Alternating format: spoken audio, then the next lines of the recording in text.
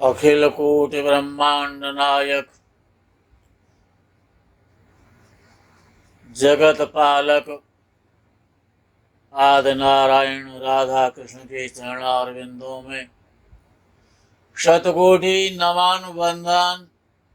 मित्रों को, जिज्ञासुओं को, धर्म प्रेमियों को, ज्योतिष विज्ञान प्रेमियों को हर हर महादेव, बम बम भोले, नमः शिवाय। मित्रों, ज्योतिष शास्त्र में अनेकानेक ऋषि महर्षि, ब्रह्मवेत्ता, ज्योतिषवेत्ता, ज्योतिषाचार्य, तपस्वी, संत, विद्वान हुए हैं। उन विद्वानों की पंक्ति में एक बहुत अच्छे विद्वान हुए पृथु यशा दैवज्ञ। पृथु यशा दैवज्ञ ने ज्योतिष शास्त्र में हर शंका का समाधान किया। जहां पर ज्योतिषाचार्यों को, नवीन ज्योतिषियों को और कुछ ज्योतिषियों को कुछ शंकाएं उत्पन्न हो जाती हैं, नासमझी के कारण, अच्छी विद्वत संगति ना मिलने के कारण, केवल पुस्तकीय ज्ञान के आधार पर जो ज्योतिषी बनते हैं, तो उसमें पृथु यशा। अच्छा, अब विषय ये है कि कारको भावनाशाय, जो ग्रह जिस भाव का कारक माना जाता है, यदि वो ग्रह उसी भाव में बैठता है तो लिखा गया कि कारको भावनाशाय, कि अगर सप्तम भाव का कारक शुक्र होता है, सप्तम भाव का कारक शनि होता है, तो या चतुर्थ भाव का कारक चंद्र होता है, या सूर्य या मंगल दशम भाव के कारक होते हैं, तृतीय भाव के कारक होते हैं। बृहस्पति और शुक्र, सॉरी, बुध और बृहस्पति लगन के कारक होते हैं, और बुध चतुर्थ का भी कारक होता है। सूर्य दशम के साथ साथ पंचम का भी कारक होता है, बृहस्पति भी कारक होता है। तो यहां पर भ्रम पैदा हो जाता है,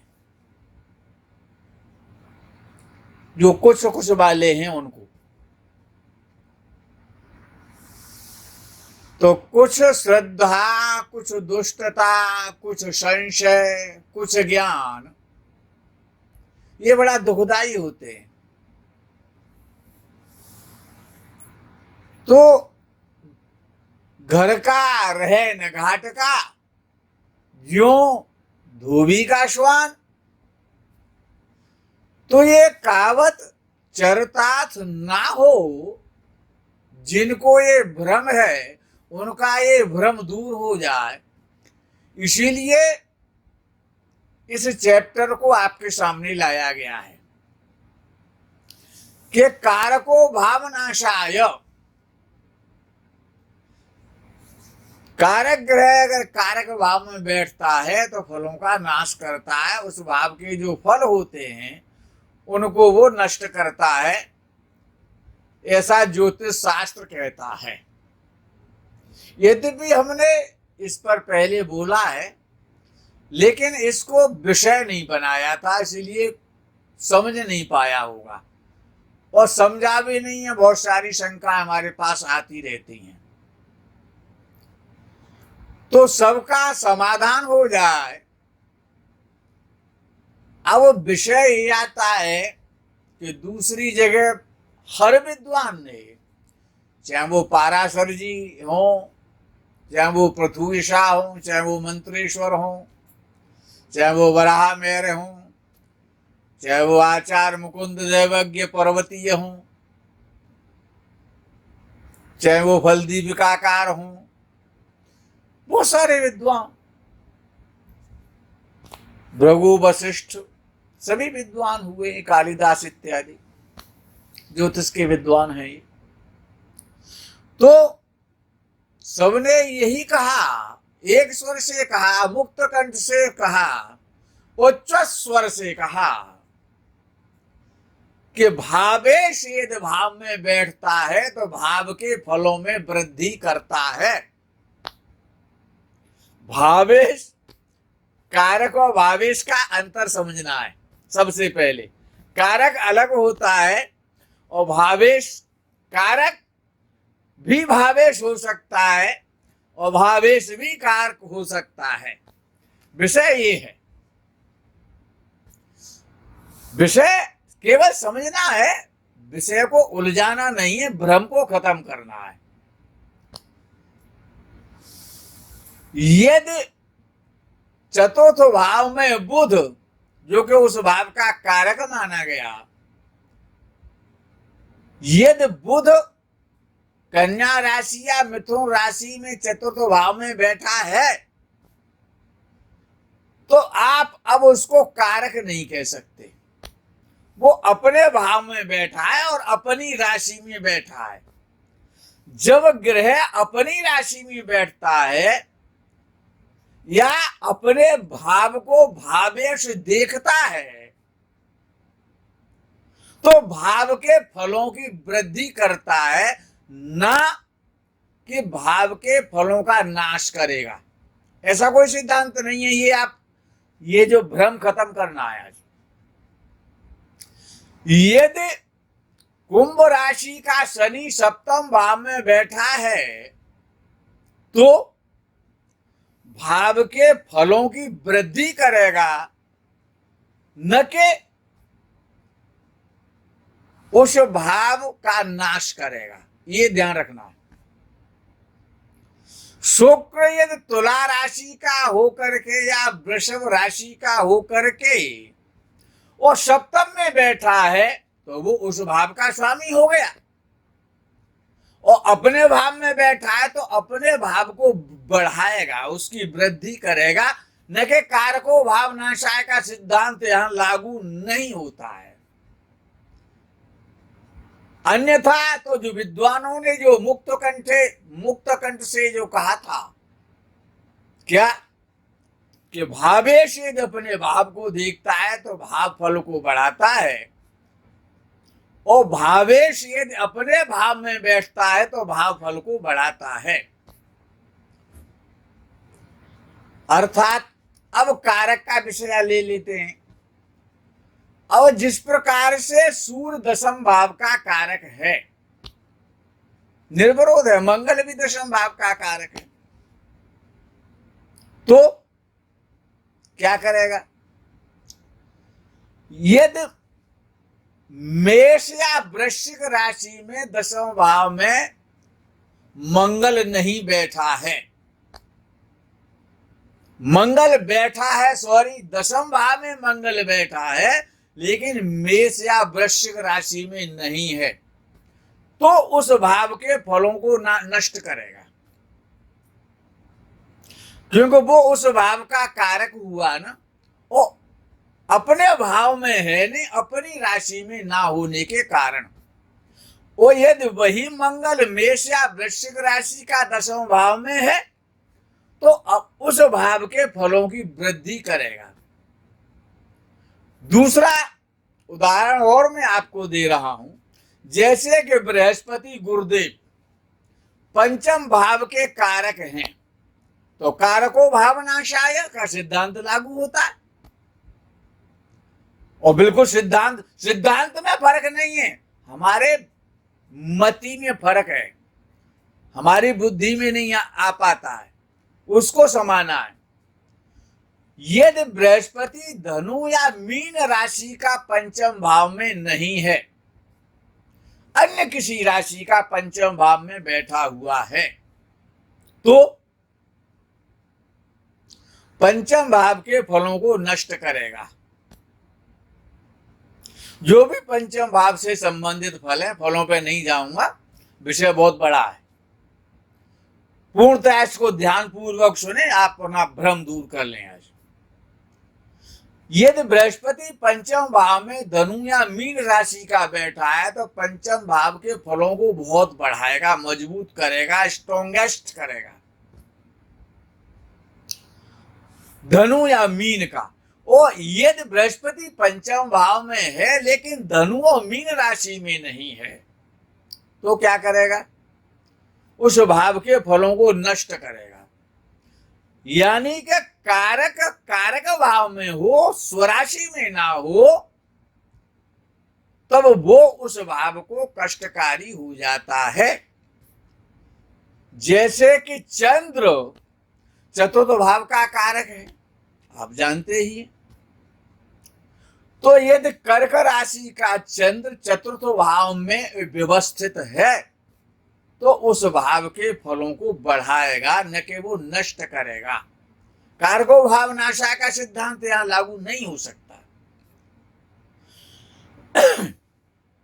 अब दूसरा जो दृष्टि का विषय आ जाता है कि जब भावेश अपने भाव को देखता है तो अपने भाव के फलों को बढ़ाता है, अपने भाव के फलों की वृद्धि करता है। और याद रखना, जो फल स्वराशि में बैठने का है वही दृष्टि का फल है।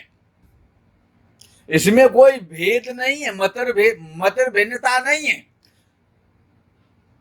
हमारे ज्योतिषाचार्यों में मत भिन्नता हो सकती है समझने में, लेकिन पृथ्वी शाह ने बड़ा स्पष्ट लिखा कि यदि भावेश भाव पर दृष्टि रखता है तो अपने भाव के फलों को बढ़ाता है, उनकी वृद्धि करता है। और यदि भावेश अपने भाव को ना देख करके दूसरे के भाव को देखता है तो पापक ग्रह या क्रूर ग्रह उस भाव को बिगाड़ेगा। तो ये भावेश और भाव का जो कारक है, उन दोनों में ये अंतर है। अब विषय आगे का जो आता है कि यदि पापक ग्रह या क्रूर ग्रह किसी भाव पर अपनी दृष्टि डालते हो, कौन? सूर्य और मंगल और शनि और राहु और केतु, ये क्रूर और पाप माने जाते हैं। इनकी दृष्टि किसी भी भाव पर जा रही है तो उस फल के भावों को बिगाड़ेंगे, ये निश्चित है। उस भाव को पीड़ा देंगे, इनकी दृष्टि की पीड़ा उस भाव को झेलनी पड़ेगी। ऐसा नहीं है कि शनि की दृष्टि ही सारा खेल बिगाड़ती हो, ऐसा नहीं है। मंगल की भी दृष्टि, सूर्य की भी दृष्टि, राहु की भी दृष्टि, केतु की भी दृष्टि, इनका जो दृष्टि का जो प्रभाव है भाव पर, वो उस भाव के फलों में ह्रास करता है, न्यूनता लाता है। ये तो शुभ ग्रह किसी भाव को देखता है, बुध, बृहस्पति और शुक्र और चंद्र भी यदि शुभ है और इनकी दृष्टि किसी भाव पर जाती है, वो भाव कोई सा भी हो सकता है, तो उस भाव से संबंधित तत्फलों की और वृद्धि होती है, उनकी बढ़ोतरी होती है, उनकी इंपॉर्टेंस ही हो जाती है। अब विषय आता है कि बड़ा एक झंझट है बकरी होने का, कि बकरी ग्रह क्या, अरे शनि बकरी हो गया आप तो जिंदा नहीं छोड़ेगा, और राहु तो हमेशा बकरी चलता है। अब इसीलिए सब संसार उससे घबराता है। अच्छा, केवल दो ही ग्रह ऐसे हैं जो कभी बकरी नहीं होते हैं, बाकी तो बृहस्पति और शुक्र जैसे परम शुभ ग्रह भी बकरी हो जाते हैं, बुध भी बकरी हो जाता है। केवल सूर्य चंद्र दो ही ग्रह ऐसे हैं जो कि कभी बकरी नहीं होते हैं। पांच, ये जो सात ग्रह हैं, दो तो हमेशा बकरी चलते हैं और दो कभी बकरी होते नहीं है। यानी कि उनसे ज्यादा सरल और सीधा सज्जन कोई नहीं है। कौन? सूर्य और चंद्र, क्योंकि वो कभी बकरी नहीं होते हैं, टेढ़े नहीं होते हैं, कभी वक्र गति से ही नहीं चलते हैं, उल्टे ही नहीं चलते हैं कभी। और दो इतने भयंकर हैं कि वो कभी सीधे नहीं चलते हैं, जिनका नाम राहु केतु है। अच्छा, ये अब बचते हैं मंगल बुध बृहस्पति और शुक्र और शनिदेव हमारे।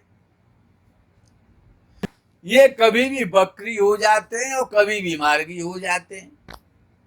ये बड़ा झंझट है। तो पृथु यशा ने लिखा है कि जब पापक ग्रह बकरी होता है, जैसे राहु केतु बहुत भयंकर माने जाते हैं, क्योंकि राहु तो साक्षात यमराज है ना, यम का प्रतीक है, मृत्यु का प्रतीक है। और यमराज क्या देते हैं? शरीर में रोग देते हैं, तो राहु भी रोग देता है। जब तक रोग नहीं देंगे तो शरीर कमजोर कैसा होगा, मरेगा कैसे? इसलिए रोगों के कारक और कारण भी परम श्रद्धेय राहु हैं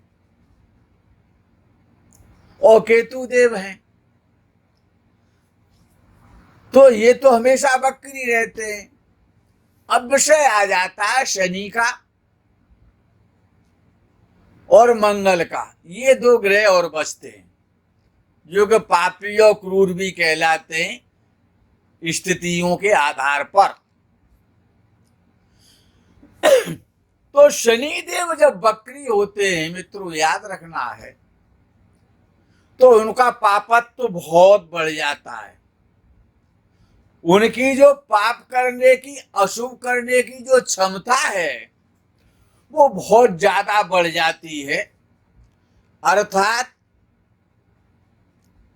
एक तो मद्रास में पैदा हुआ हो, चेन्नई में, या सीलोन में, लंका में पैदा हुआ हो, और उसके सरसों का तेल चुपड़ दिया जाए तो कैसी बढ़िया लाइट मारेगा वो, कितना सुंदर लगेगा। अर्थात एक तो गिलोय है और वो भी नीम पर चढ़ जा तो उसकी कड़वाहट बढ़ जाती है। इसी प्रकार से जब पापक ग्रह बकरी होता है तो उसकी पाप करने की शक्ति बढ़ जाती है। और इसी प्रकार से जब मंगल जो क्रूर कहलाता है, जब वो बकरी होता है तो उसकी क्रूरता बढ़ जाती है। और बुध तो शुभ ग्रह है, बृहस्पति शुभ ग्रह है, शुक्र शुभ ग्रह है। जब ये शुभ ग्रह बकरी होते हैं तो इनकी शुभता बहुत ज्यादा बढ़ जाती है, इनकी महत्ता ज्यादा बहुत बढ़ जाती है। इनका अच्छा करने की जो सामर्थ्य है, जो शुभ करने की जो सामर्थ्य है, वो बहुत ज्यादा बढ़ जाती है। अर्थात पापक ग्रह का पापत्व बढ़ता है बकरी होने पर और शुभ ग्रह का शुभत्व बढ़ जाता है। लेकिन ये सिद्धांत केवल और केवल फलित ज्योतिष में काम करेगा, रोग में काम नहीं करता है। रोग में कौन सा सिद्धांत काम करता है इसको भी मैं समझाऊंगा, जैसा कि आप नहीं समझते हैं अब तक। यद्यपि समझदारों की कमी नहीं है, आप सभी समझदार हैं। अब जब समझदारों को हम क्या समझा सकते हैं, क्योंकि आप तो जागृत हैं। जो जागा हुआ उसको कौन जगाएगा। लेकिन कुछ जो सोए हुए हैं वो तो जग जाएंगे, वो तो जागृत हो ही जाएंगे। आगे के प्रकरण का बड़ा आनंद और बड़ा ज्ञान प्रकरण है। मित्रों, इसको श्रवण करें और ज्ञान की प्राप्ति करें, अनुभूति करें, आनंद लें। हर हर महादेव, बम बम भोले, नमः शिवाय, जय गो माता की।